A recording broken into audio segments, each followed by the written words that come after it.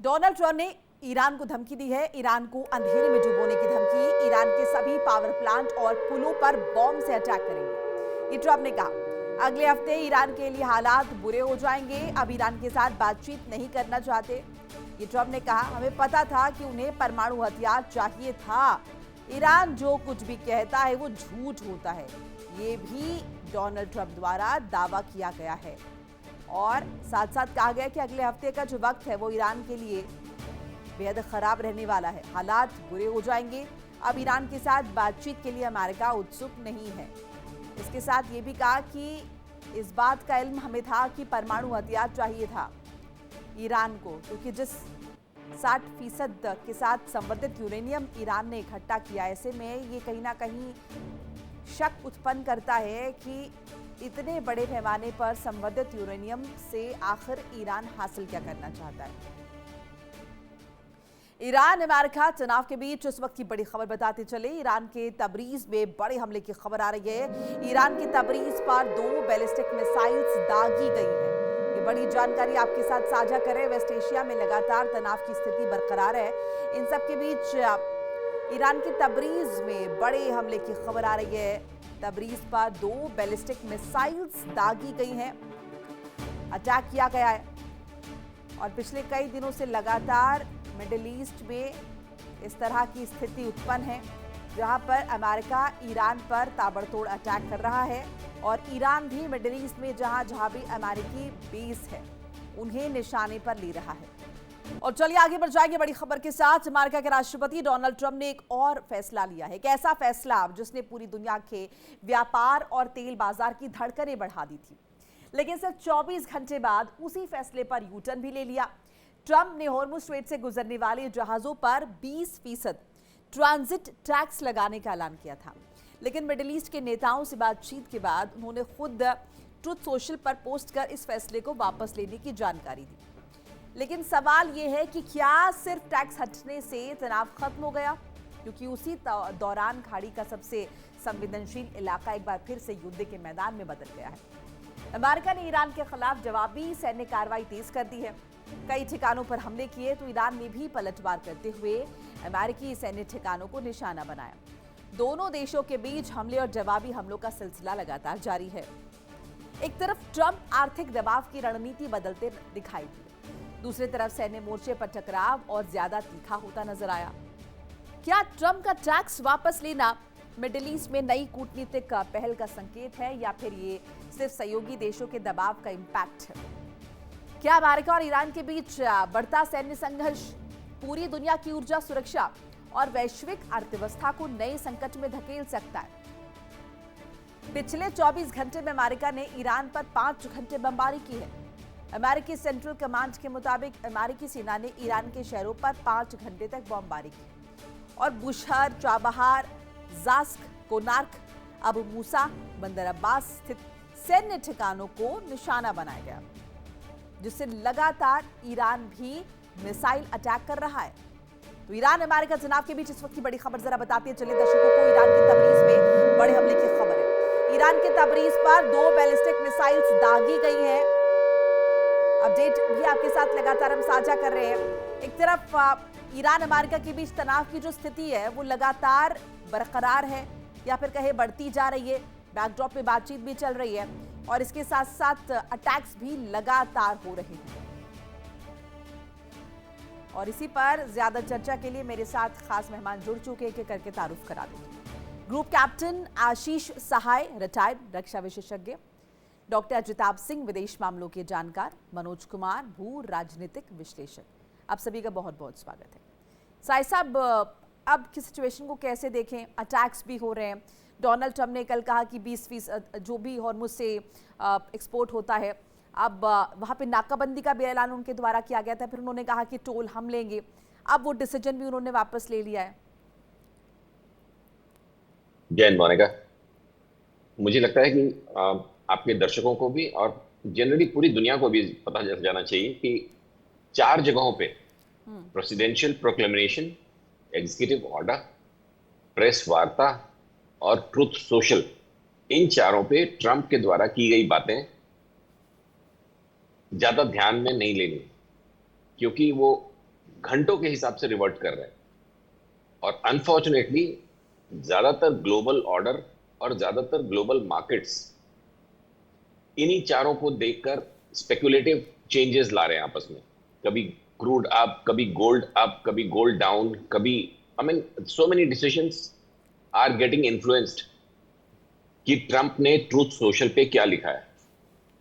और कल ये बड़ा लाइव एग्जांपल था जब उन्होंने 20% टैरिफ की बात कर दी थी, क्योंकि इन इन चारों प्लेटफॉर्म्स पे प्रोक्लेमेशन थोड़ा बहुत सरकारी इंटरवेंशन के बाद होता है, एग्जीक्यूटिव ऑर्डर्स भी थोड़ा बहुत सरकारी, लेकिन ट्रूथ सोशल और मीडिया इंटरव्यूज में वो बिना सोचे समझे, बिना किसी प्रिपरेशन के ऑन द स्पॉट जो भी समझ में आता है वो बोलते हैं, क्योंकि वो ट्रेंड नहीं है रिगार्डिंग इंटरनेशनल रिलेशंस।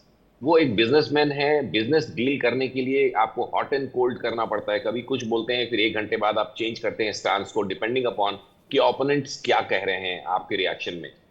वो एक बिजनेस डील की तरह, स्टेट लीडर की तरह बात या एक सुपर पावर की चीफ की तरह बातें नहीं करते हैं, जहां आपको मेजर्ड रिस्पॉन्सेज देने होते हैं, बिकॉज आपके हर शब्द से पूरी दुनिया का कुछ मतलब निकलता है और उससे रिस्पॉन्सेज और रिएक्शंस होते हैं। तो इसको डिस्काउंट करना पड़ेगा, ट्रंप क्या कह रहे हैं इट इज। अच्छा, दूसरी तरफ आईआरजीसी का भी सेम है।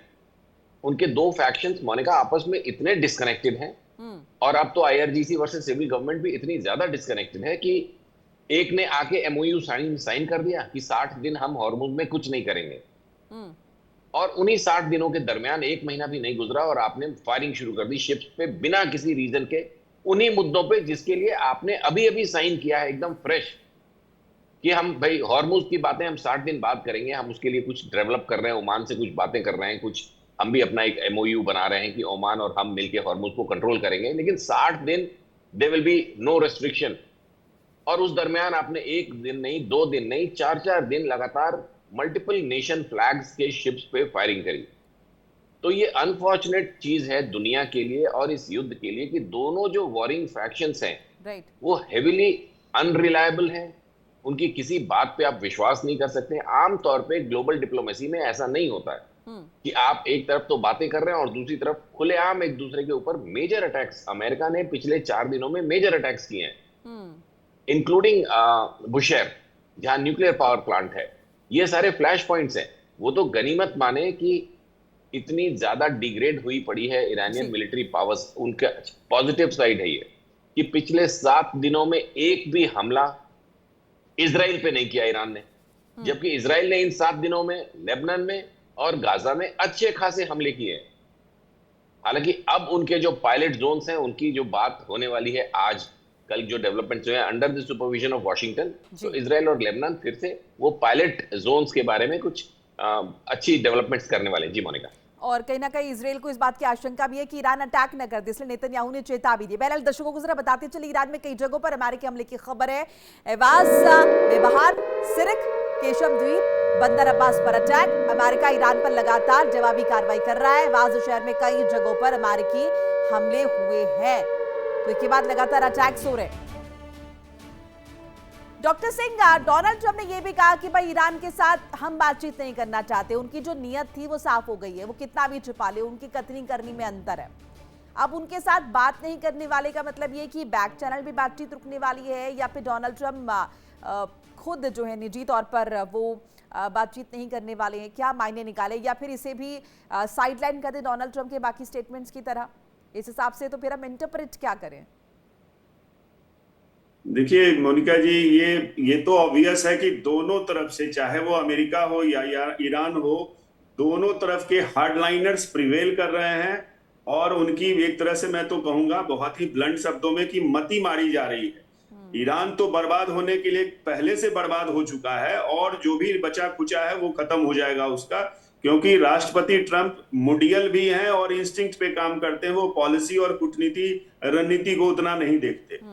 और दूसरी तरफ ईरान में जो आईआरजीसी के ग्रुप हैं, I completely agree with Ashish sir की आर या पार की लड़ाई दिख रही है। हालांकि राष्ट्रपति ट्रंप ये भी कहते दिख रहे हैं कि बातचीत चल रही है। उन्होंने तो इतना तक कहा है कि कल भी ईरान से बात हुई। अब किस लेवल पे बात हो रही है, बैक चैनल हो रहा है, क्या हो रहा है, ये तो वो जाने।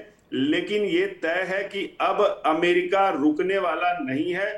बहुत ज्यादा पिछले 4 दिनों में और 1 सप्ताह बल्कि देख लीजिए जिस तरह की बम्बार्डमेंट उसने की है, ईरान को फिर से पूरी तरह से घेरने की तैयारी है। और वो तो कह रहे हैं कि पहले उन्होंने जो उसके मिलिट्री ठिकाने हैं उससे शुरू किया है, ग्रेजुअली जो सिविलियन ठिकाने हैं, स्ट्रेटेजिक ठिकाने, खास करके जो ब्रिजेस हैं, जो पावर प्लांट्स हैं, उस पे अटैक करेंगे। और राष्ट्रपति ट्रंप खुद ही कह रहे हैं कि लास्ट ऑप्शन हमारे पास जो उनके ऑयल एंड गैस के ठिकाने हैं वो देखा जाएगा।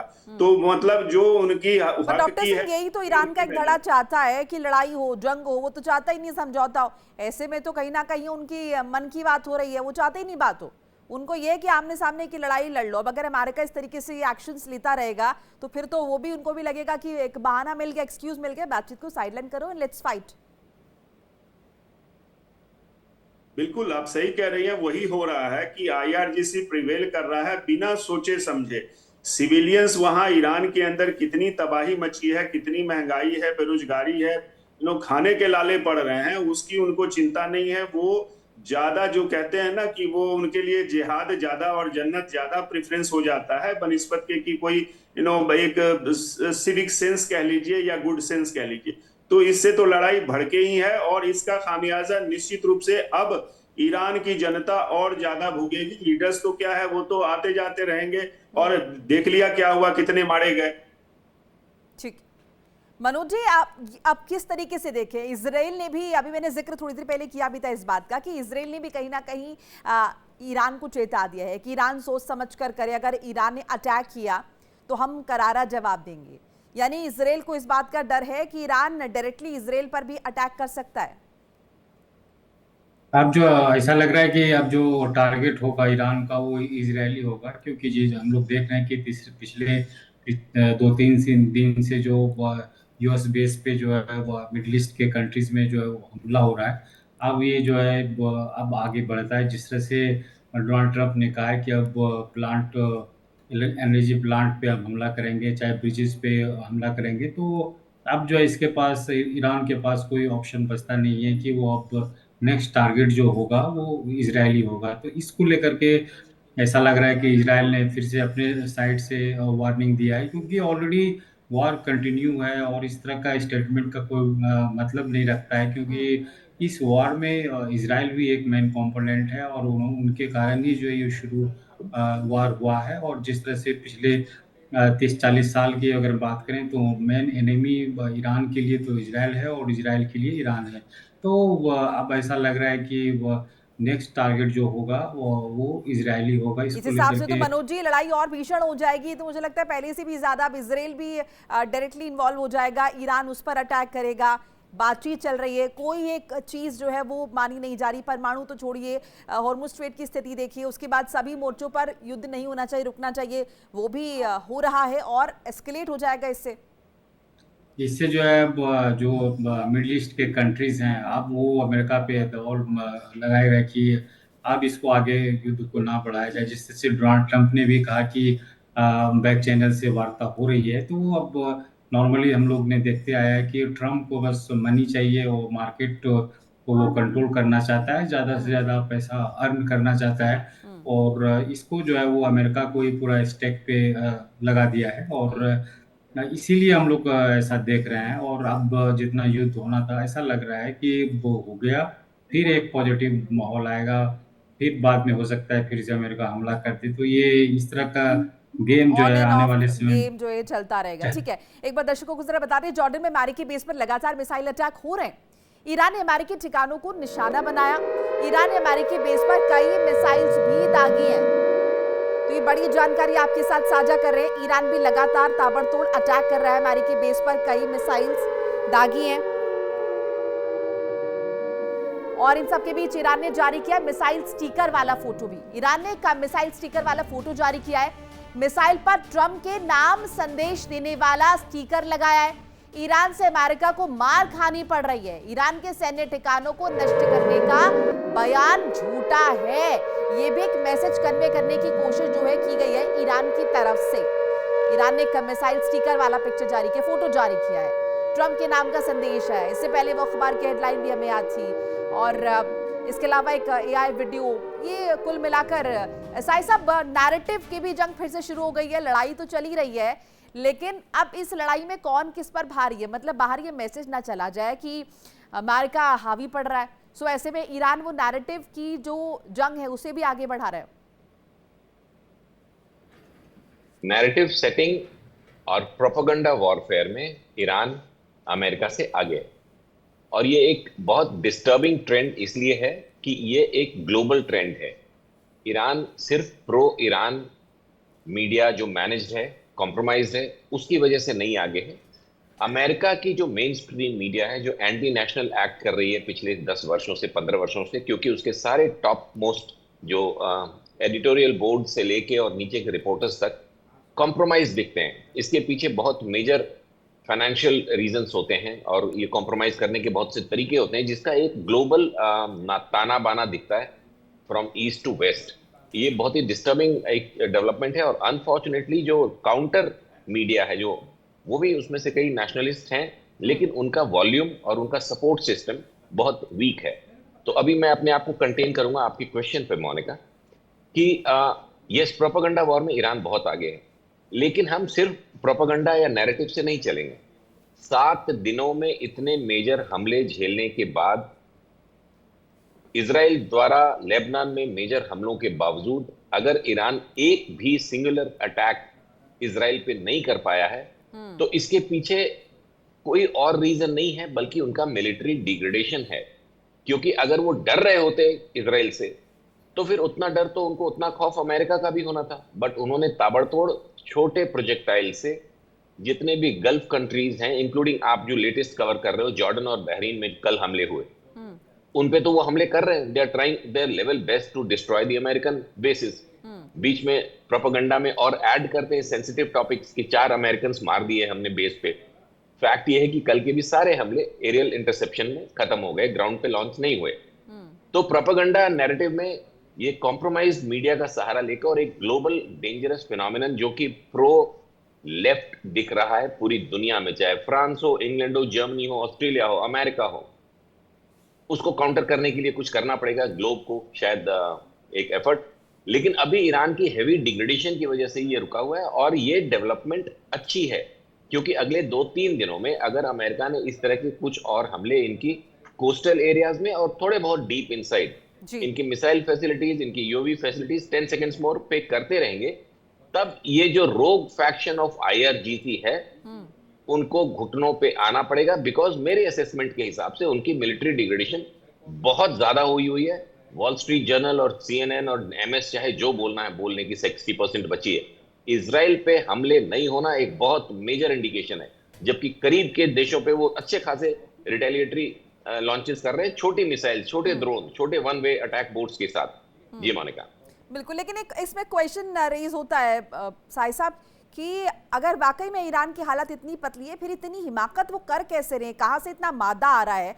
बातचीत भी कर सकते, ऑप्शन खुला हुआ है, लेकिन फिर भी वो बैक चैनल्स लगातार, बैक चैनल्स तो बातचीत चल रही है, फ्रंट में तो युद्ध चल रहा है। बहरहाल मैं आपके पास लौट रही हूं। अमेरिकी राष्ट्रपति डोनाल्ड ट्रंप का एक डिसीजन जरा दर्शकों को बता दें। हॉर्मुज़ से गुजरने वाले जहाजों से टैक्स लेने का फैसला वापस ले लिया गया है। 20% टैक्स लगाने का फैसला वापस लिया गया है। 24 घंटे के अंदर ट्रंप ने वापस लिया डिसीजन। खाड़ी देश अमेरिका में बड़े पैमाने पर निवेश करेंगे, ये डोनाल्ड ट्रंप ने कहा है। इससे अमेरिका में लाखों रोजगार पैदा होंगे, ये डोनाल्ड ट्रंप की तरफ से कह दिया गया है। डॉक्टर सिंह,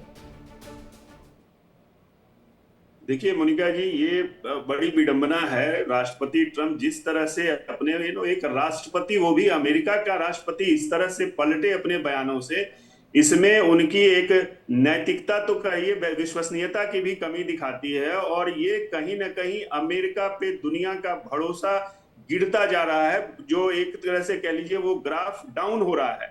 ये अमेरिका के राष्ट्रपति से एक्सपेक्ट नहीं किया जा सकता। जहां तक ईरान की बात है, ईरान तो खत्म हो रहा है, लेकिन ईरान के पास इतनी कुव्वत है कि ज्योग्राफी उसके साथ है, भूगोल उसके साथ है, मानसिकता उसकी वैसी है, तो वो छोटे मोटे अटैक करके हॉर्मुज को छोड़ने से रहा। और सैन्य अटैक से अमेरिका दिख दिया। पिछले 47 साल से आपने उस पे इतने सारे बैन लगाए हुए हैं। पिछले 4 महीने से कितने पता नहीं 30,000 35,000 आपने अटैक कर लिए, फिर भी आप ईरान को कंटेन नहीं कर पा रहे हैं। दैट शोज कि there is a limit to सैन्य जो अटैक है उसकी भी एक क्षमता उसकी लिमिटेड है। वो ऐसा नहीं, मानसिकता को आप नहीं जीत सकते, ज्योग्राफी आप चेंज नहीं कर सकते, तो कहीं ना कहीं बर्बाद तो हो रहे हैं, लेकिन इससे दुनिया की तबाही हो रही है। आप देख लीजिए भारत के 10-12 नाविक जो हैं वो एक और चीज में मैं ये भी समझना चाहूंगी आपसे, ये जो डिसीजन कल डोनाल्ड ट्रंप ने लिया है और उसके बाद अब यू टर्न ले लिया है,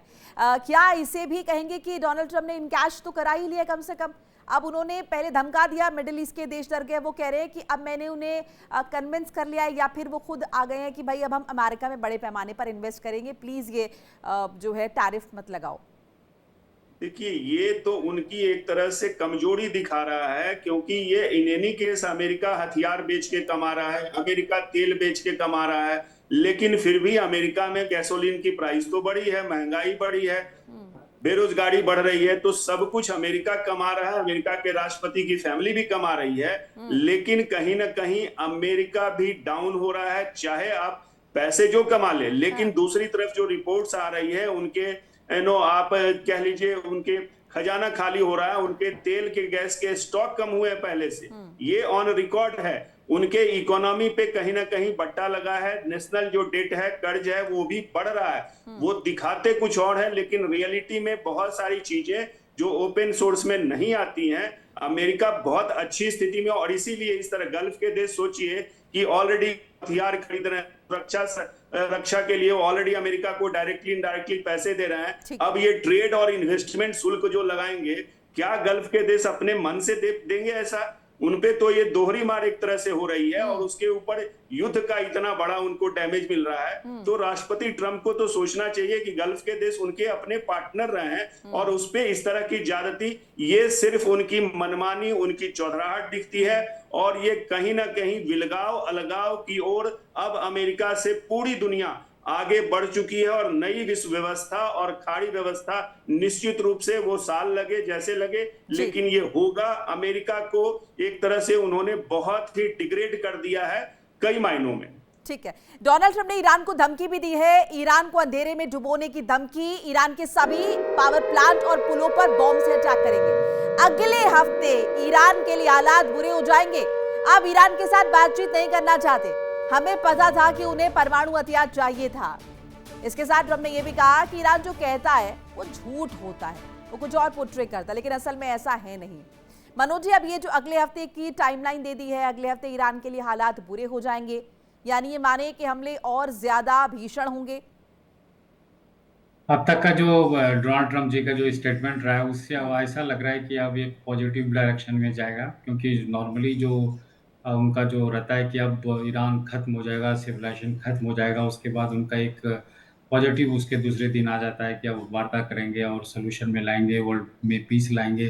तो अब ऐसा लग रहा है कि इस स्टेटमेंट के बाद जो है बचता यही है कि किस तरह से फिर से जो है मार्केट को कंट्रोल किया जाए। और प्रायोरिटी डोनाल्ड ट्रंप का ये है कि मार्केट जो है वो बचा रहे, मार्केट अस्थिर ना हो जाए, जिससे अमेरिका को ज़्यादा ही प्रभाव पड़े।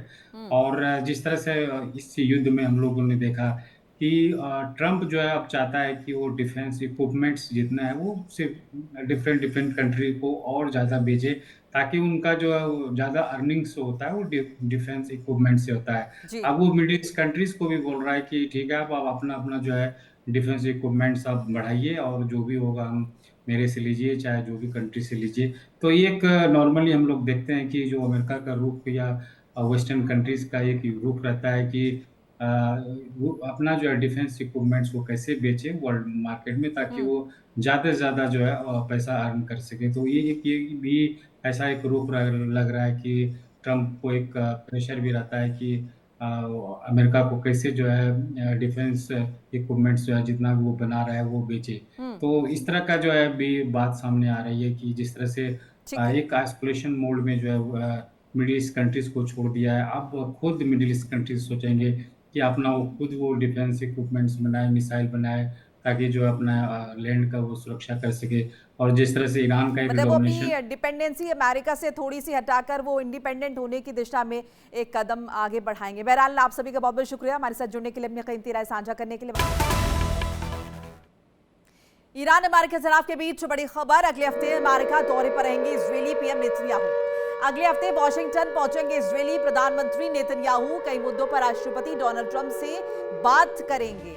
मुमकिन है कि इस दौरान ईरान के साथ कैसे डील किया जाए, इसे लेकर भी चर्चा हो सकती है। ऐसे में ये मुलाकात काफी महत्वपूर्ण रहने वाली है।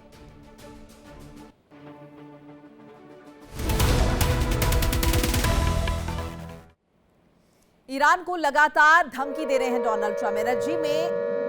एनर्जी से जुड़े लक्ष्यों को निशाना बनाएंगे। डोनाल्ड ट्रंप ने कहा ईरान में अगले हफ्ते पुलों की बारी आएगी, हम उनके सभी पावर प्लांट खत्म कर देंगे, ये भी डोनाल्ड ट्रंप ने कहा। यानी कि ईरान में तबाही मचाएंगे। अगला जो हफ्ता है वो ईरान के लिए बेहद खराब रहने वाला है, ये दावा डोनाल्ड ट्रंप द्वारा किया गया है।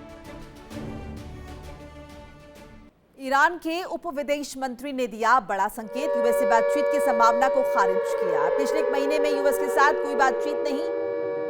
गरीब आबादी तेहरान का कहना है कि संपर्क अभी भी ठप है। यह गरीब आबादी की तरफ से साफ तौर पर कहा गया है। यानी कि एक तरफ डोनाल्ड ट्रंप जहां कह रहे हैं कि अब ईरान से बातचीत के लिए उत्सुक नहीं है, वहीं ईरान की तरफ से भी साफ तौर पर यह संकेत दिया गया है, कहा गया है कि अमेरिका से बातचीत की संभावना अब नहीं है, इसे खारिज कर दिया है। इसके साथ ये भी कह दिया कि एक महीने में यूएस के साथ कोई बातचीत नहीं। हालांकि 60 दिनों की बातचीत चल रही है, लेकिन इन सब के बीच अमेरिका और ईरान के ये दावे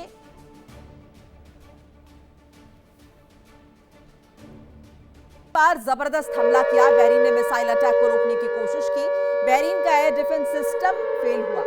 एयर डिफेंस मिसाइल्स ठीक से काम नहीं कर पाए। तो वेस्ट एशिया में लगातार तनाव बरकरार है। इन सब के बीच ईरान ने बहरीन पर जबरदस्त अटैक किया है, हमला किया है। जहां भी अमेरिकी कैंप है ये ईरान के निशाने पर इन दिनों। और हॉर्मुज में लूनी नाम का बल्क कैरियर डूब गया है। यूएई के जेबल अली जा रहा था ये जहाज के डूबने की वजह की फिलहाल पुष्टि नहीं हो पाई है। इस तरह की खबरें आ रही हैं सूत्रों के हवाले से जो कि साझा कर रहे हैं। हॉर्मुज में लूनी नाम का बल्क कैरियर डूब गया है। अब इसके पीछे की वजह क्या है, किन कारणों से ये डूबा है, ये फिलहाल पता नहीं चल पाया है। यूएई के जेबल अली जा रहा था ये जहाज। और फिलहाल वक्त चला एक छोटे से ब्रेक का। देखिए इंडिया डेली 24/7 अब आपके स्मार्ट टीवी पर। इंडिया डेली मौजूद है सभी डिजिटल प्लेटफॉर्म पर लाइव और लगातार। इंडिया डेली 24/7 हर दिन राष्ट्र को समर्पित।